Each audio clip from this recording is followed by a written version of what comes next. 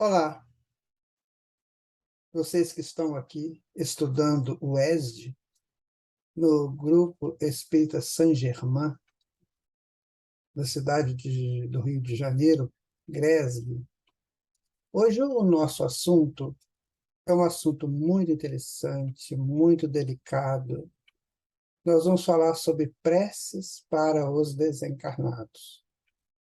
É bom entender, de uma vez por todas, que nós não perdemos ninguém quando essa pessoa nos deixa pelo processo natural do desencarne. Precisamos entender isso.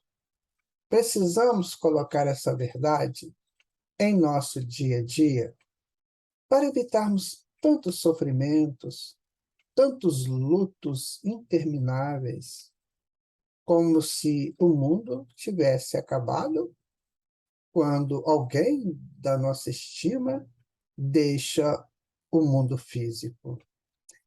Como disse, esse é um processo natural.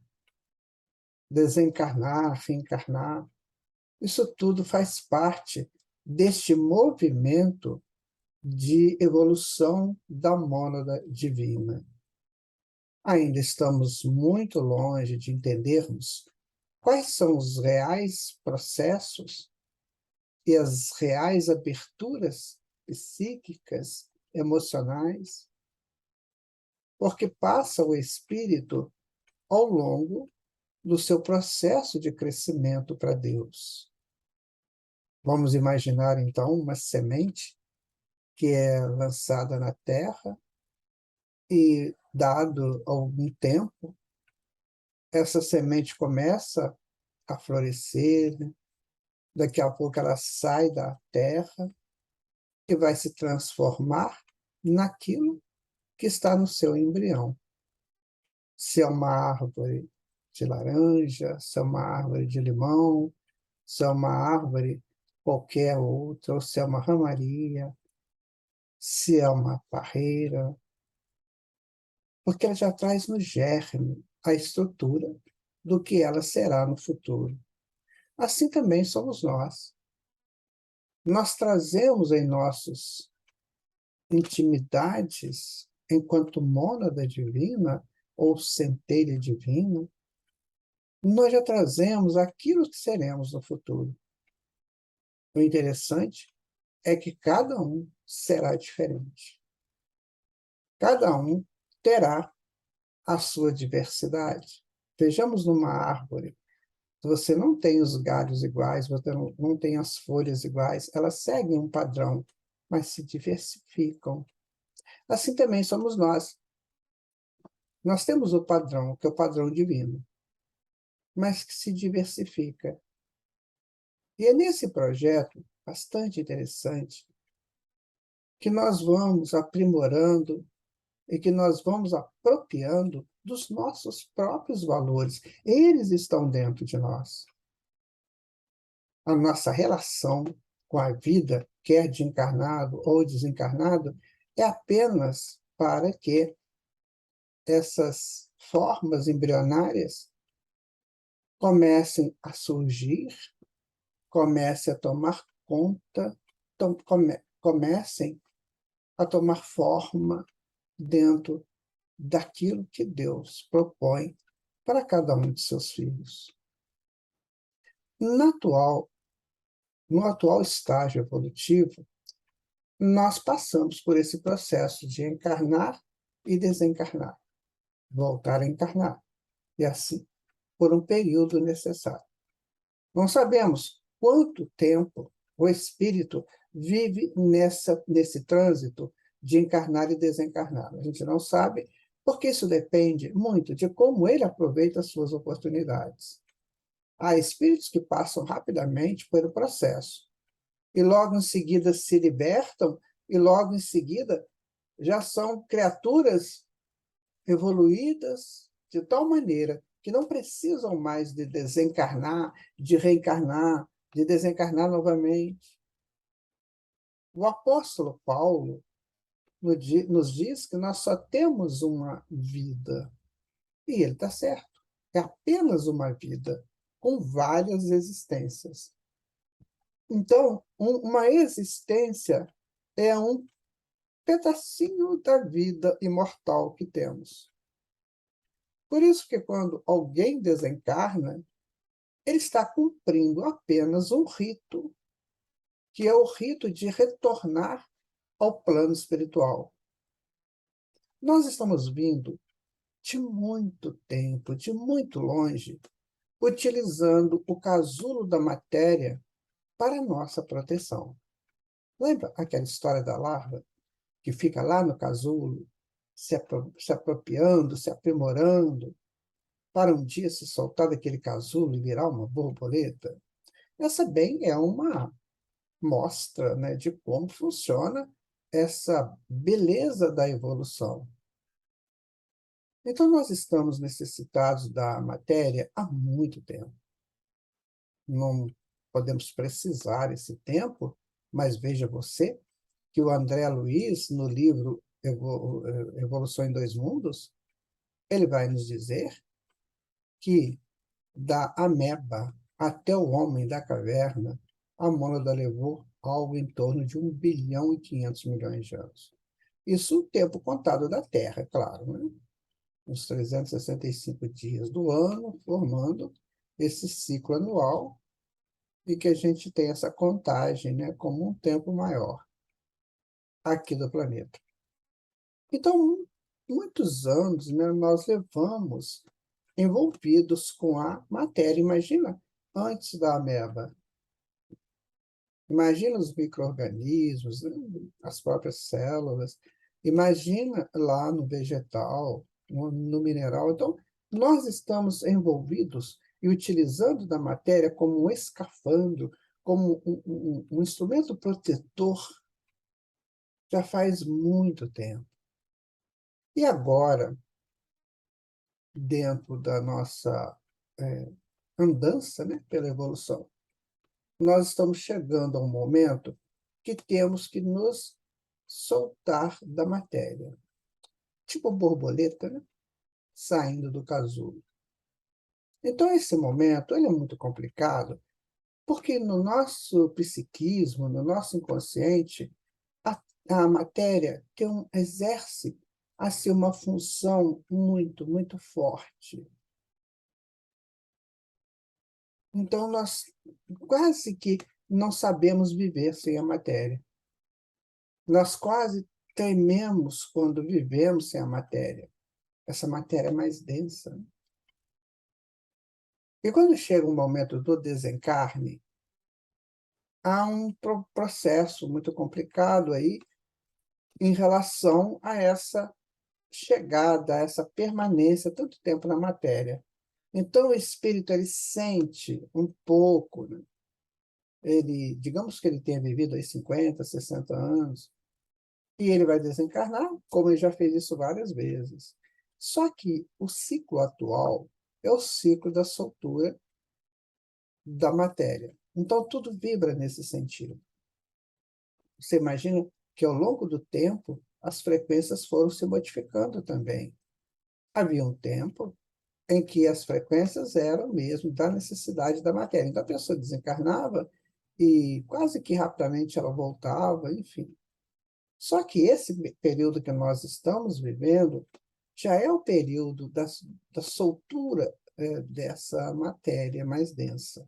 O nosso perispírito, que é o corpo com o qual nós vamos retornar para o mundo espiritual, ele é matéria também, só que ele é menos denso. Então veja como é que nós estamos nos transformando, saindo daquela infância materialista, né, para uma adolescência, quem sabe, uma maturidade mais espiritual.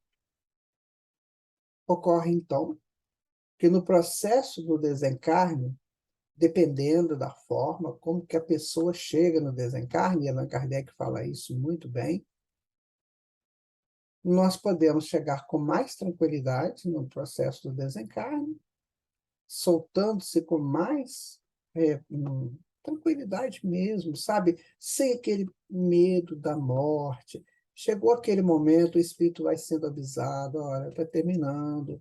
Muitas vezes ele até diz, né, que o tempo dele está terminando. Outras vezes ele começa a relatar visitas de entes desencarnados que o precedeu, né, que o antecedeu naquele momento. Às vezes avô, avó, mãe, pai. Estão aqui no quarto conversando comigo. Já é o processo de soltura do corpo físico para a parte espiritual. É importante que você perceba que isso é natural. Porque no momento que nós colocamos nas nossas memórias, nos nossos inconscientes, que isso é normal, então não vai ter tanta aquela estrutura meio que escatológica, né? Da destruição, da morte, do despedaçamento de uma vida. Não vai ter mais isso. Porque a gente já vai notar, isso é natural, tanto para quem vai quanto para quem fica. Agora, como diz Allan Kardec, se a pessoa viveu uma vida muito materialista, muito em busca do poder desses prazeres, né? Bastante simples que nós temos aqui no mundo e que a gente valoriza tanto, né?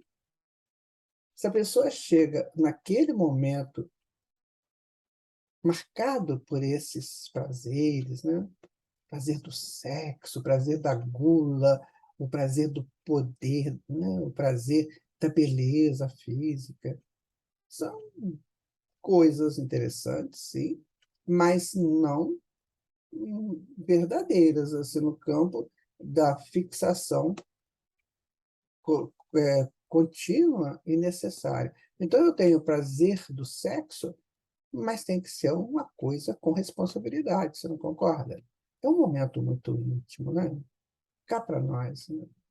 Se eu não tiver um carinho, um afeto, eu estarei me expondo, né, a um perigo muito grande. Depois você analisa isso aí com calma, que não é o nosso tema de agora. Prazer da gula, né? Quanta coisa, quanta gente que adora, né? Muita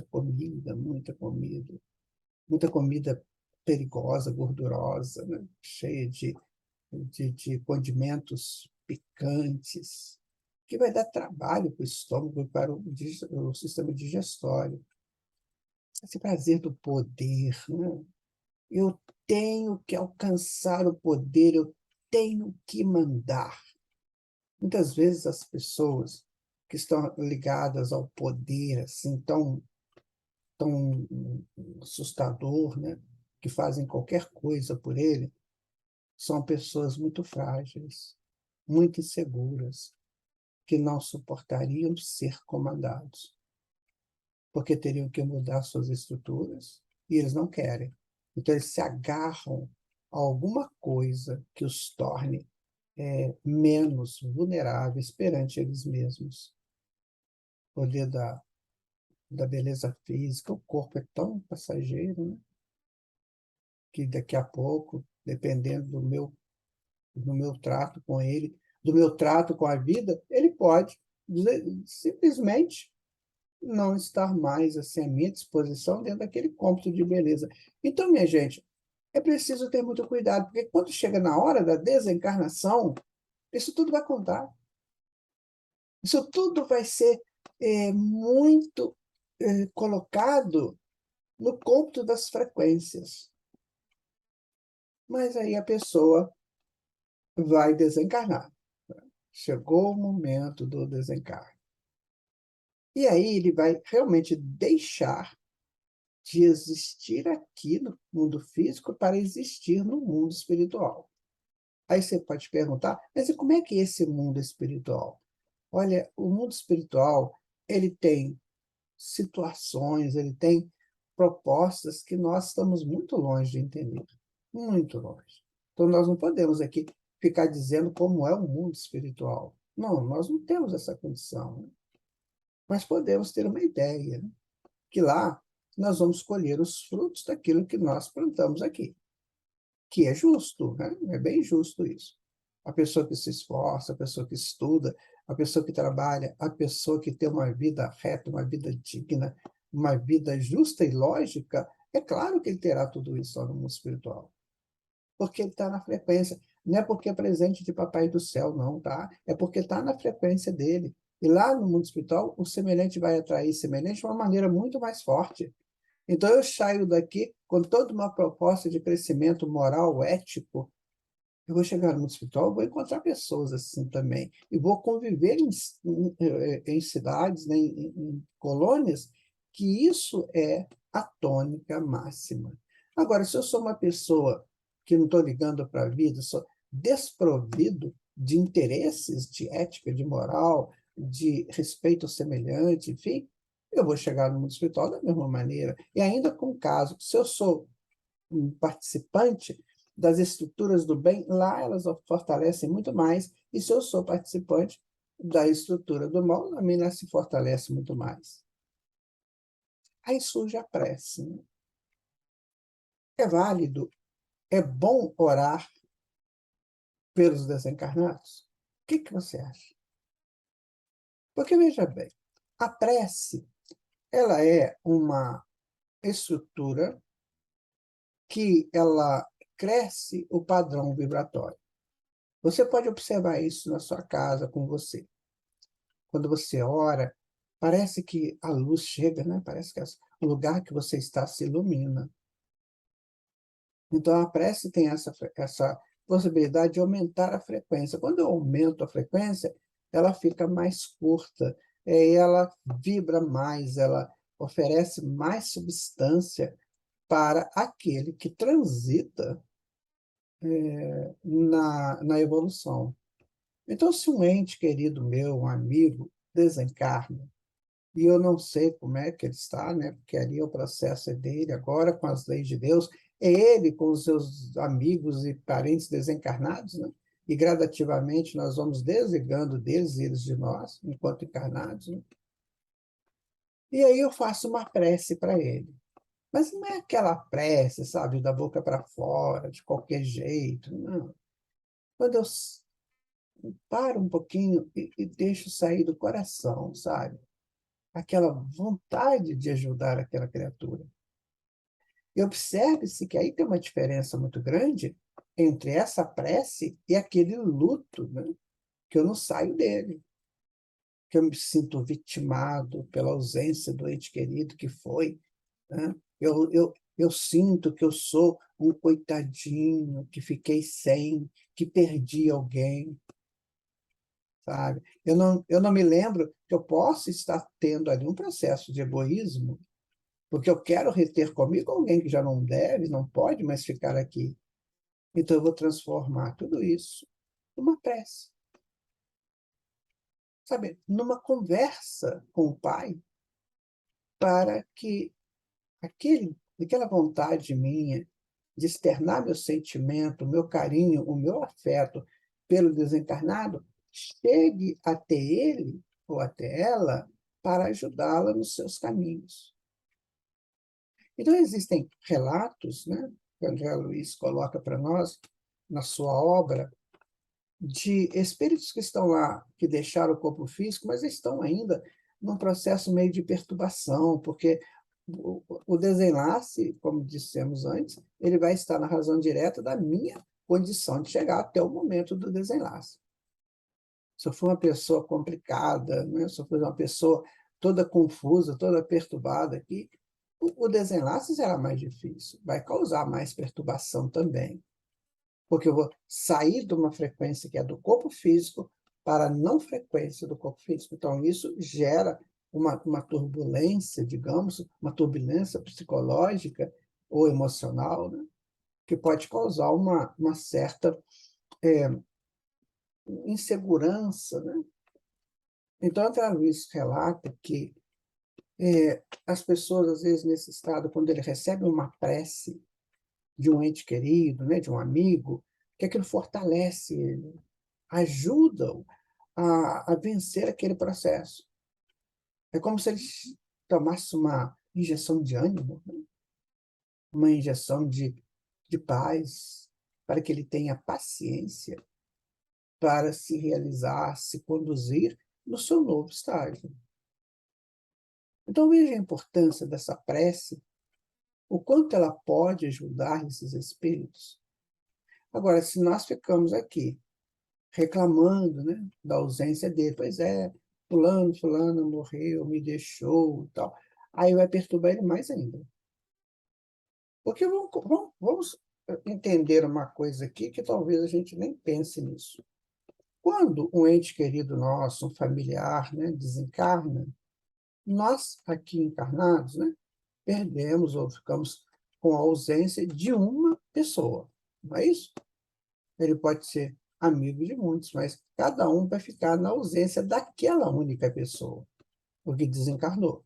Meu pai, minha mãe, meu amigo, né, meu familiar, enfim, eu vou ficar na ausência dele. Agora você já imaginou ele, quantas ausências ele vai sentir? Né? Imagina que ele tenha filhos, que ele tenha esposa ou esposo, que ele tem, enfim, essa relação familiar dele e de amizades. Ele vai ficar distante deles todos. Então, por isso que ele precisa de tranquilidade, para ele se ajustar lá no mundo espiritual. Há espíritos que sentem muita dificuldade nisso, nesse ajuste. Tá? Tem espíritos que realmente eles custam para se acostumar fora do corpo físico. Talvez porque nós já estamos vivendo uma fase de despertamento espiritual. Porque antes a gente encarnava, desencarnava, encarnava, desencarnava, nem sabia direito o que estava acontecendo. Agora não. Agora nós já estamos tendo essa informação, aprimorando a nossa razão, o nosso discernimento. Por isso que às vezes fica difícil, né? Veja você, é uma pessoa que está com uma vida ativa, por exemplo, uma pessoa madura, um jovem, né? Ou uma jovem, e de repente, por um acidente ou uma coisa assim, venha a desencarnar. Abruptamente, rapidamente. E vai ser difícil, porque ele vai sentir a ausência de tudo aquilo que ele fazia aqui, se ele não for um espírito de nível superior, né? Se for um espírito natural, como nós somos, ele vai sentir muita falta, vai sentir sabe aqueles projetos que ele tinha quando estava encarnado? Aquilo tudo acaba para ele. Ele tem que realizar novos projetos, agora como desencarnado. E essa interface é difícil. Por isso que nós temos que orar por eles. Devemos orar por eles, para libertá-los daquela vida que eles estavam aqui e para ajudá-los a se conduzir lá no mundo espiritual. Então, essa ação de orar para o desencarnado, tendo essa consciência de base, vocês não imaginam o quanto isso é importante para o espírito. Nós conhecemos casos, né, de um momento de desencarne, assim, alguém orou muito para quem desencarnou. Não precisa ficar orando muito, mas permanentemente ele sempre lembrava do amigo desencarnado. Um dia também chegou a vez dele, né? E quando ele estava naquele processo de sair do corpo, né? No processo da transição ou do passamento, como falam, né? No processo do desencarne, quem que estava lá recebendo ele? Aquele amigo, que já estava mais um tempo lá no mundo espiritual, já estava refeito, enfim, já estava no trabalho. Então, aquele amigo veio recebê-lo. Veio, deu para ele todo o fortalecimento, enfim. E um dia ele falou assim: Olha, você não tem noção do quanto você me ajudou enquanto eu estava no processo de desencarnação. Você sabe muito bem que eu tinha uma filhinha de 3 anos, que era a minha vida, era o meu complemento, né? E, de repente, a menina ficou. E eu tive que me acostumar com a nova ideia. Ele tinha um projeto muito interessante, né? De trabalhar com perfuração de petróleo, e aí ele também teve que, né, abortar isso aí. E aí ele falou: eu consegui coisas muito melhores aqui, não da minha filha, claro. Eu acompanhei de longe, eu acompanhei o crescimento dela, Mas chegou uma hora que eu entendi que ela era um espírito diferente de mim, que nós somos diferentes uns dos outros, e que naquele momento era preciso que eu saísse. E que bom que eu deixei uma boa lembrança para ela. Então, meus amigos, minhas amigas, a prece pelos desencarnados os fortalece. Então, é melhor você trocar o luto pela prece. Bem melhor. Bem melhor você tirar essa angústia da ausência do outro, da outra, por uma oração tranquila. Não precisa de ir no cemitério orar, não. Tem pessoas que, às vezes, acham que tem que ir lá no túmulo do doente querido, né, desencarnado, para fazer a prece para ele. Ele não está lá. Muito provavelmente, ele não se encontra lá. Ele se encontra no plano espiritual, ali só os despojos, né, que estão sendo transformados. Então, não precisa de ir lá no cemitério, naquela busca daquele instante fatal em que foi sepultado ali o corpo, né? Essas lembranças machucam, né? Mexe muito com o emocional e, às vezes, até com o conceitual, porque os nossos conceitos em relação à morte têm que ser modificados. E aí você vai. Não há necessidade de você ir lá no cemitério. Sabe aquele dia do finados, que vai lá levar flores, né? É claro que você está fazendo uma demonstração de afeto, de carinho, mas você pode fazer isso em casa, onde você estiver. Porque o que vai importar é a frequência da tua prece, como ela vai chegar a esse ente querido desencarnado. Então, não é o lugar, a importância é o como, né? Você está realizando este ato fraterno, extremamente magnífico e útil para aquele que foi. Porque um dia também nós vamos, né? E quando chegar para nós uma prece de um amigo, de um irmão, de uma pessoa da minha família, eu vou me sentir confortável. Por quê? Aquela pessoa lembrou de mim, lembrou de alguma coisa boa que eu fiz, que eu deixei, que eu construí aí na minha passagem pela vida física. Então, essa prece aos desencarnados, o Allan Kardec, ele coloca no capítulo 27 do livro Evangelho segundo o Espiritismo, e você pode buscar, né, esse capítulo lá do Evangelho segundo o Espiritismo, que ele fala sobre preces, né? Então, ele vai falar da prece ao desencarnado. E você observa que é uma prece tranquila, uma prece assim, suave, é uma prece que tenta levar para o desencarnado aquele momento de: eu entendo que você teve que ir, eu entendo que você precisa progredir, eu entendo que o seu tempo aqui foi cumprido e eu entendo que eu preciso ficar ainda, porque aqui ainda é a minha necessidade.